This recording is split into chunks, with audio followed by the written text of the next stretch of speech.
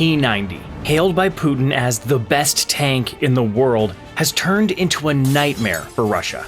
Over 160 losses of this so-called invincible war machine are reported by open source intelligence. Why did Putin's best do the worst on the battlefield?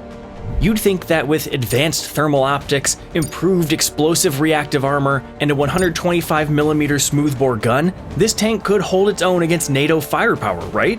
Sounds like a battlefield juggernaut. But what happens when a tank designed for large-scale assaults faces off against modern anti-tank weapons and guerrilla tactics? Well, in May 2024, Ukrainian servicemen from the 47th Mechanized Brigade vividly demonstrated what can happen by using a kamikaze drone to destroy a Russian T90M Proryv tank near a road sign painted with Ukraine's flag. The drone hit the engine compartment, immobilizing the tank, while damaged optics caused its turret to spin uncontrollably before it was set ablaze. This wasn't an isolated event. In December of last year, a T90M was struck by an FPV drone targeting the turret. The damage appeared superficial, bringing down the roof screen, but it caused the turret to start rotating in a clockwise direction. The crew abandoned the tank, which was later destroyed by another drone. Building on that, it's important to note that not all T90s are created equal. Different T90 variants have different capabilities. For instance, the T90S is the export-friendly version, durable but simplified for foreign buyers. The T90A is Russia's go-to tank with upgraded armor and fancy thermal sights. The T90AK add radios and gadgets for commanders who like to call the shots. But what is most concerning for the Russian military is that about 100 of those destroyed T90s belong to the newest variant of the tank, the most advanced operational tank of the entire Russian military, the T90M, so-called Proryv. A Russian battlefield beast has boasting relict ERA, improved armor, and a next-gen fire control system. Its 125mm gun isn't just powerful, it fires guided missiles.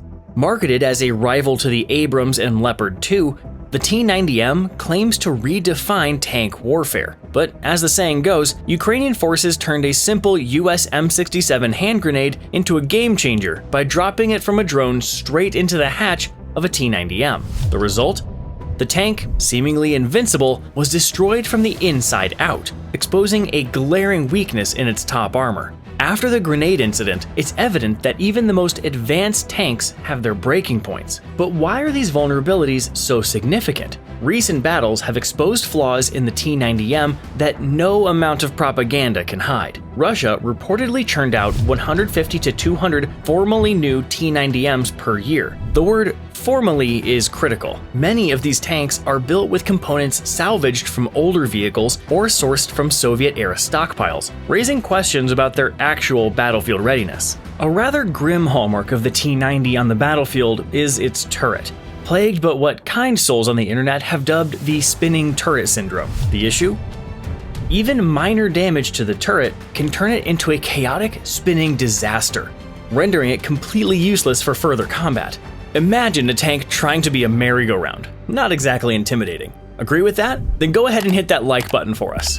The next flaw is the T90M's Kalina fire control system. Supposedly a hallmark of modern Russian innovation, relies heavily on Western microelectronics, an Achilles heel given ongoing sanctions. Even its main site, the Sosna U, has been criticized as outdated compared to systems used in other modernized Soviet vehicles. The T90M's fire control system couldn't keep up with the agile, coordinated tactics of the Bradleys, emphasizing how the tank's tech, while advanced on paper, can be easily outmaneuvered by modern, flexible warfare. Moreover, the tank's communication systems fail to meet basic durability standards. Moisture can oxidize contacts, leading to short circuits and equipment failures, forcing crews to rely on handheld radios even during combat. Another epic flaw of Russian tanks, including the T90, is their love affair with catching fire. Why is the T90 so easy to blow up?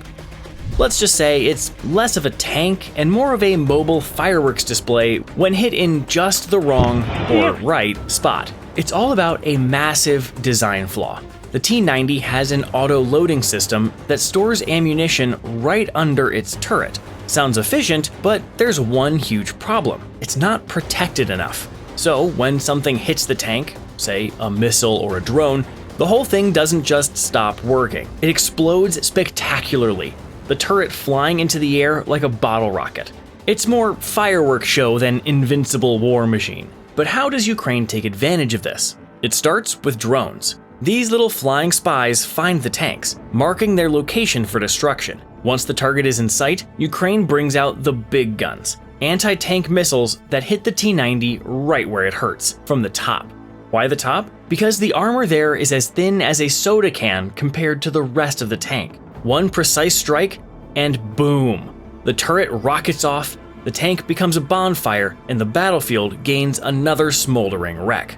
But wait, how do they hit the tank so perfectly? Here's the genius part. Everything works in real time. Drones don't just find the tanks, they guide missiles or even crash straight into them, hitting weak spots with pinpoint accuracy. Think of it as a deadly video game, except the stakes are sky high and Ukraine is playing to win. In November 2024, Ukrainian forces made a stunning strike using a US-made Switchblade 600 kamikaze drone to destroy a Russian T90M tank. The drone flew in, bypassing the tank's active protection systems, and made a precise hit, taking out the tank with a single blow. The footage, which circulated widely, showed the devastating effectiveness of the drone as it targeted the tank's vulnerabilities, proving that modern warfare has shifted towards asymmetrical tactics.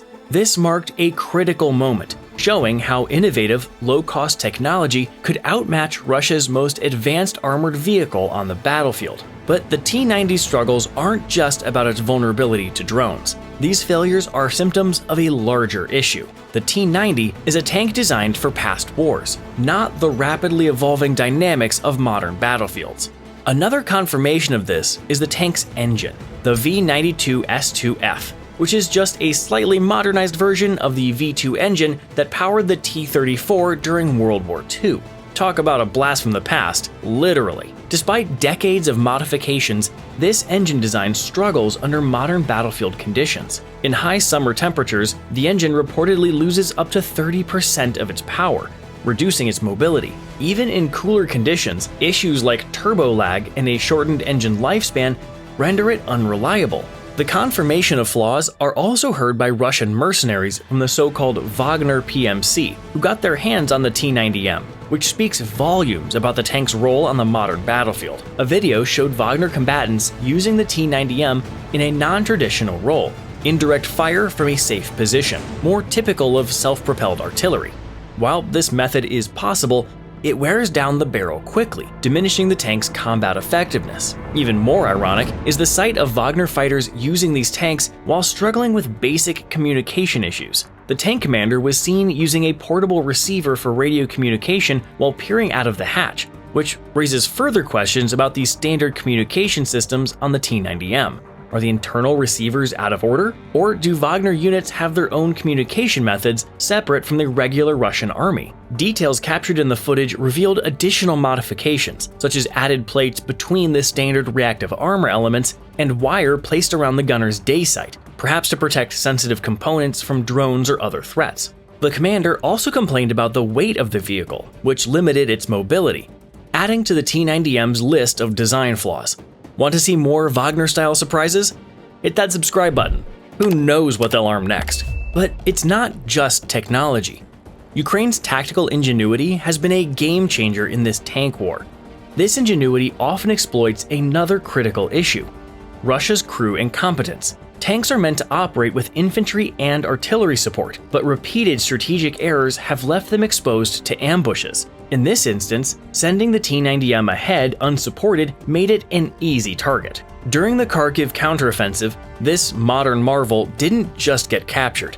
It was practically gift-wrapped for Ukraine's forces. As Russian forces scrambled to escape, they abandoned the T90M like a failed science project. Ukrainians swooped in, securing not just a trophy, but a treasure trove of intel for themselves and their Western allies. When Ukraine's counteroffensive in Kharkiv obliterated modern T-90s and left Russian forces scrambling, Moscow's response wasn't exactly high-tech. It was, well, improvised. Enter the infamous barbecue grills, makeshift metal cages slapped on Russian tanks in a last-ditch effort. These contraptions were meant to counter modern anti-tank weapons like the Javelin and NLAW.